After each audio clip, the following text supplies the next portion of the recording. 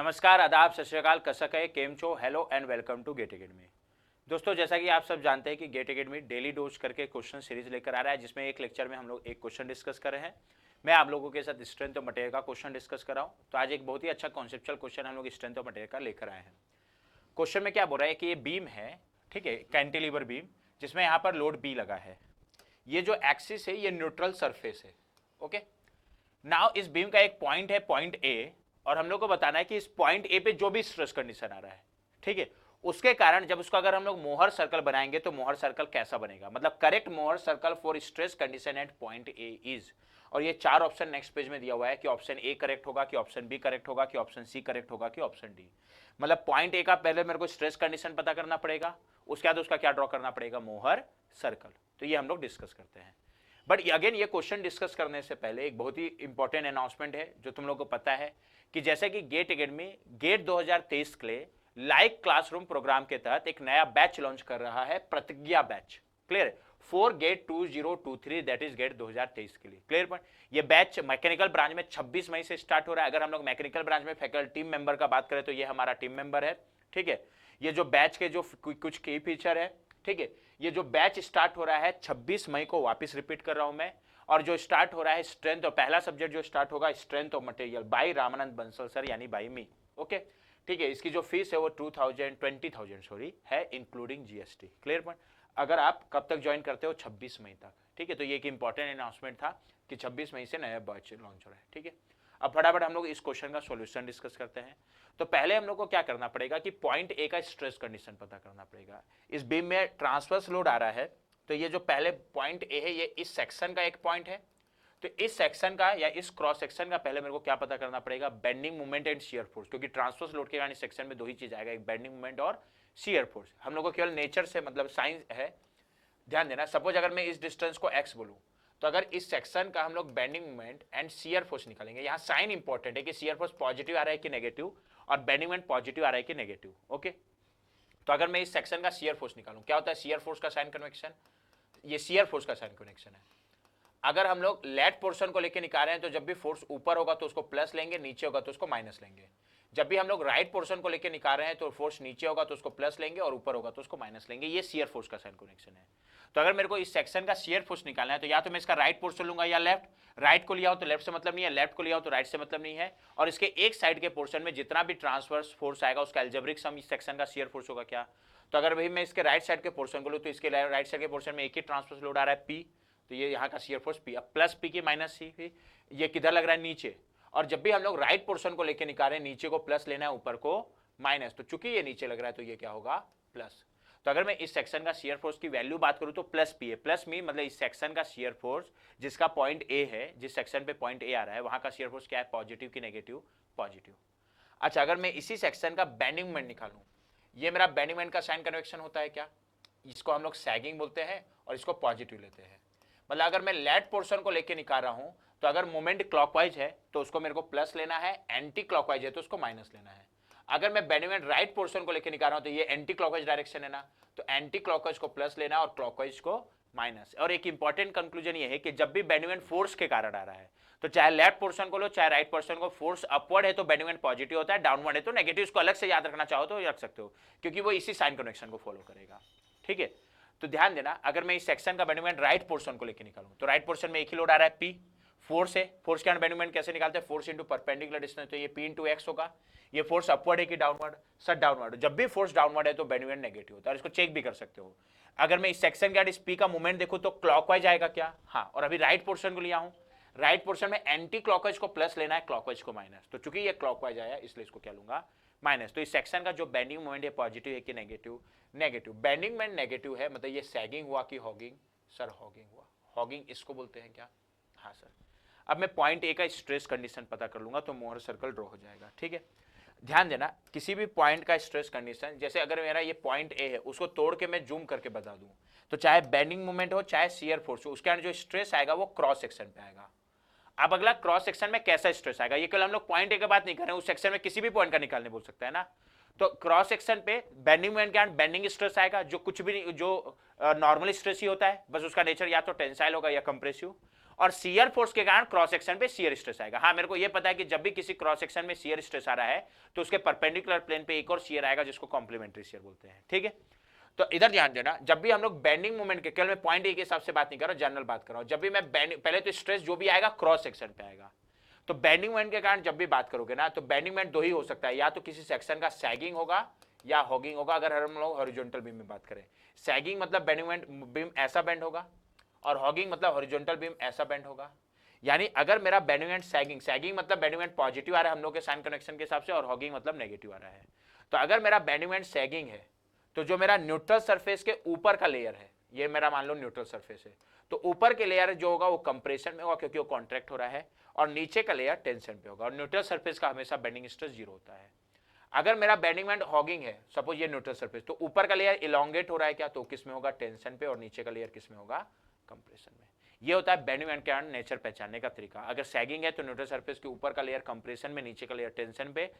अगर हॉगिंग है तो न्यूट्रल सरफेस के ऊपर का लेयर टेंशन पे, नीचे का लेयर कंप्रेशन में। वैसी अगर मैं बात करूं शियर फोर्स, शियर फोर्स के कारण अगर क्रॉस सेक्शन में शियर स्ट्रेस आ रहा है तो उसका डायरेक्शन कैसे निकालेंगे। शियर फोर्स या तो पॉजिटिव आएगा या नेगेटिव।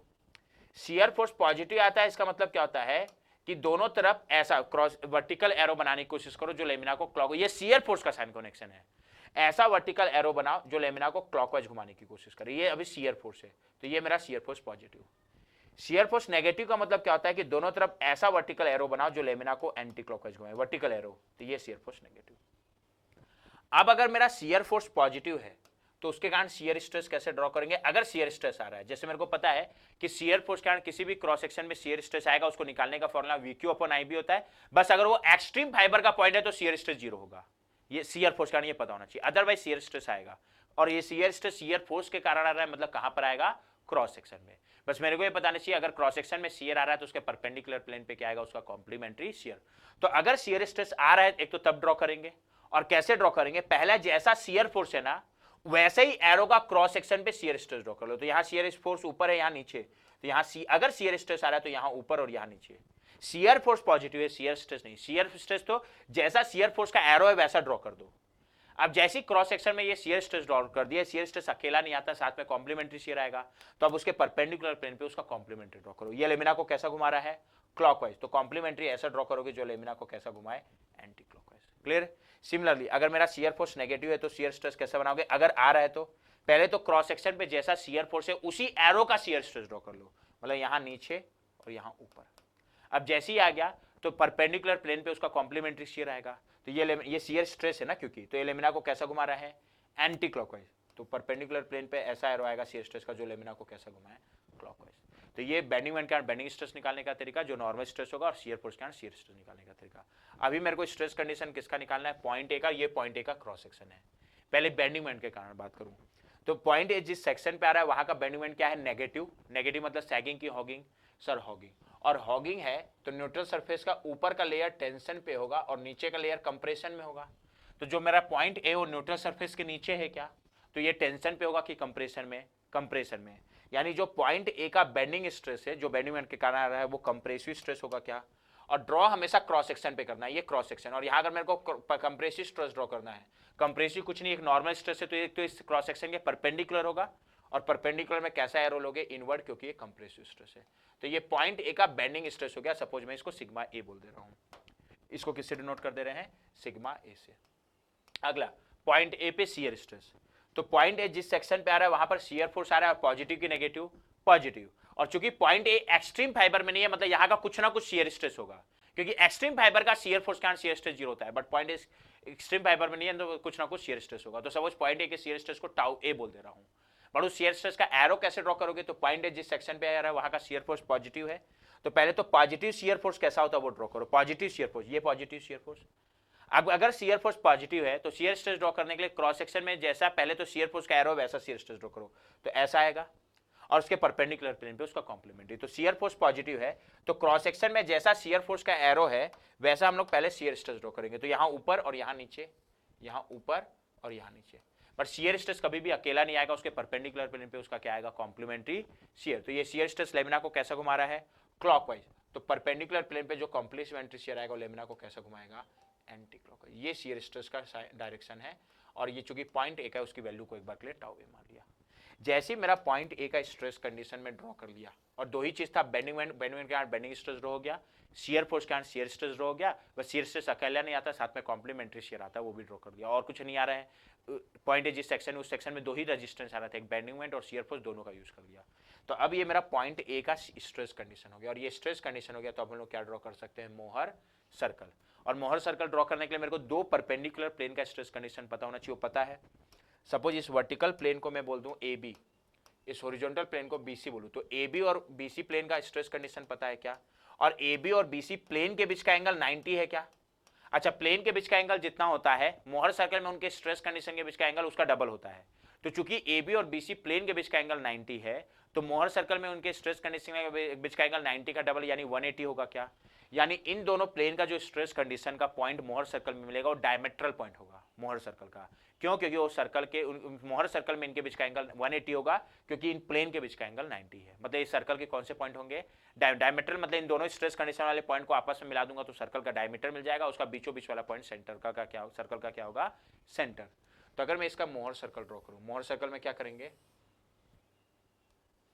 एक्स एक्सिस में सिग्मा लेंगे और वाई एक्सिस में टाउ लेंगे। अब ए बी का स्ट्रेस कंडीशन क्या है, एक्स कोऑर्डिनेट नॉर्मल स्ट्रेस को बताएगा, वाई कोऑर्डिनेट शियर स्ट्रेस को, नॉर्मल स्ट्रेस में टेंसाइल को प्लस कंप्रेसिव को माइनस लेना है, शियर स्ट्रेस में ऐसा एरो जो लेमिना को क्लॉकवाइज घुमा रहा है मोहर सर्कल में, ये मोहर सर्कल का साइन कनेक्शन है, उसको प्लस लेते हैं, ये मोहर सर्कल का साइन कनेक्शन है और कहीं अप्लाई मत करना। और ऐसा एरो जो लेमिना को एंटी क्लॉकवाइज घुमाता है उसको माइनस लेते हैं क्या, मोहर सर्कल में। तो अगर मैं ए बी प्लेन का स्ट्रेस कंडीशन बात करूं तो ए बी प्लेन में नॉर्मल स्ट्रेस आ रहा है सिग्मा ए, टेंसाइल की कंप्रेसिव कंप्रेसिव, इसलिए कौन सा sign, minus. A B plane में शियर स्ट्रेस आ रहा है टाउ ए, हाँ सर। अब ये लेमिना को कैसे घुमा रहा है, क्लॉकवाइज के एंटी क्लॉकवाइज, सर क्लॉकवाइज। तो मोहर सर्कल के हिसाब से प्लस टाउ ए की माइनस टाउ ए, प्लस टाउ ए।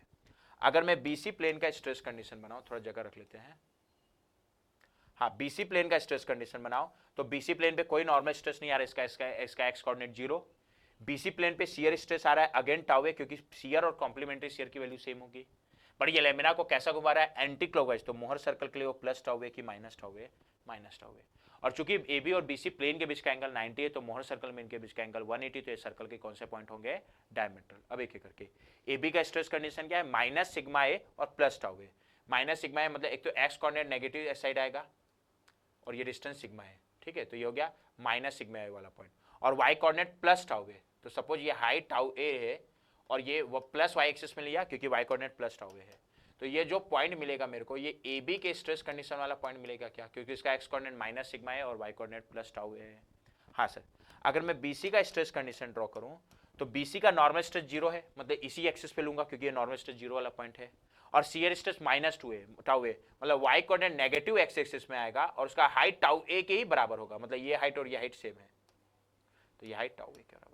तो ये जो पॉइंट मिला मेरे को, ये बीसी के स्ट्रेस कंडीशन वाला पॉइंट मिल गया क्या, क्योंकि इसका एक्स कोऑर्डिनेट 0 और वाई कोऑर्डिनेट माइनस टाउ है। और चूंकि ये सर्कल के इनके बीच का एंगल 90 है तो मोहर सर्कल में इनके स्ट्रेस कंडीशन के बीच का एंगल 180 होगा, मतलब ये सर्कल के डायमेट्रल पॉइंट है। ये सर्कल के डायमेट्रल पॉइंट, मतलब इन दोनों पॉइंट को आपस में मिला दूंगा तो सर्कल का डायमीटर, इसके बीचों बीच वाला पॉइंट सर्कल का सेंटर होगा। ये हम लोग को याद रखना है कि सर्कल का, मोहर सर्कल का सेंटर हमेशा एक्स एक्सिस यानी सिग्मा एक्सिस पे आएगा, वो अपने आप आएगा, लेकिन हम लोग डायग्राम एकदम इसके लेके ड्रॉ नहीं कर रहे हैं ना, तो हो सकता है कंफ्यूजन हो, तो ये चीज को दिमाग में बैठा लो कि मोहर सर्कल का सेंटर हमेशा एक्स एक्सिस पे ही आएगा। अच्छा, अब जैसे ही मोहर सर्कल का सेंटर मिल गया, मोहर सर्कल का सेंटर मिल गया और ये उसका एक सर्कमफ्रेंशियल पॉइंट है, तो हम लोग क्या ड्रॉ कर लेंगे, मोहर सर्कल, ये मेरा मोहर सर्कल बनेगा। क्लियर? तो मोहर सर्कल कैसा बन रहा है, ऐसा। मोहर सर्कल हमेशा एक्स एक्सिस के बाद सिमेट्रिक मिलता है, ये चीज को दिमाग में बैठा सकते हो, क्यों, क्योंकि उसका सेंटर एक्स एक्सिस पे आ रहा है। बट अभी मोहर सर्कल कैसा मिला है, ऐसा, जिस जो नेगेटिव साइड भी आ रहा है, पॉजिटिव साइड भी आ रहा है, बट इसका मेजर पोर्शन नेगेटिव साइड है, अगर तुम लोग ध्यान दोगे तो, ठीक है। तो ये इस क्वेश्चन का क्या है, मोहर सर्कल, ठीक है। कैसा बन रहा है, नेगेटिव साइड भी आ रहा है, पॉजिटिव साइड भी आ रहा है और मेजर पोर्शन नेगेटिव साइड में है। कौन सा ऑप्शन आ रहा है, ऑप्शन डी। नेगेटिव साइड भी, पॉजिटिव साइड, मेजर पोर्शन कौन से साइड में है, नेगेटिव साइड में। ओके, एक और तरीके से, क्योंकि क्वेश्चन में केवल मोहर सर्कल पूछा है तो ये बना सकते थे, कैसे, इसका रेडियस और सेंटर का कोऑर्डिनेट निकाल लो और उसका फॉर्मूला अगर याद है तो, मोहर सर्कल के सेंटर का कोऑर्डिनेट निकालने का फॉर्मूला होता है sigma x x plus sigma y y divide by 2, ये एक्स कोऑर्डिनेट, और वाई कोऑर्डिनेट हमेशा 0 होगा क्योंकि सेंटर हमेशा एक्स एक्सिस पे आएगा। तो यहाँ sigma x x minus sigma a है क्या, अगर यहाँ वैल्यू लिखोगे तो sigma x x minus sigma a है, सिग्मा वाई वाई 0 है, और टाउ एक्स वाई यहाँ मोहर सर्कल के हिसाब से प्लस टाउ है, टाउ एक्स वाई इसको बोलते हैं, और ये लेमिना को क्लॉकवाइज घुमा रहा है तो मैं प्लस टाउ ए ले लिया। तो अगर मैं sigma x x minus sigma a sigma a zero put करोगे तो ये एक्स कोऑर्डिनेट इसका आएगा minus sigma a by two comma zero, तो ये सेंटर का एक्स कोऑर्डिनेट हो गया और वाई कोऑर्डिनेट तो जीरो ही होगा। अच्छा दूसरा इसका निकालो रेडियस, रेडियस का फॉर्मूला होता है square root of sigma x x minus sigma y y divide by two whole square plus tau x y square. Now sigma x x मेरा minus sigma a by two है, sigma y by zero और tau x y tau a वो put करोगे तो ये क्या आएगा minus sigma a by two का whole square plus tau a का स्क्वायर, बट माइनस का स्क्वायर तो प्लस ही होगा ना, तो रेडियस अल्टीमेटली क्या आएगा सिग्मा ए बाई टू का whole square plus tau a का स्क्वायर। अच्छा इसकी वैल्यू जो भी होगी सिग्मा ए बाई टू से ज्यादा होगा क्या, क्योंकि सिग्मा ए बाई टू का स्क्वायर में कुछ ऐड हो रहा है तब उसका स्क्वायर रूट निकाले, अगर टाउ ए नहीं होता तो ये radius sigma a by to होता, और अभी इसमें टाउ ए स्क्वायर ऐड हो रहा है तो जो भी आएगा सिग्मा ए बाई टू से ज्यादा आएगा। ये चीज तुम लोग को देखना आना चाहिए, ठीक है।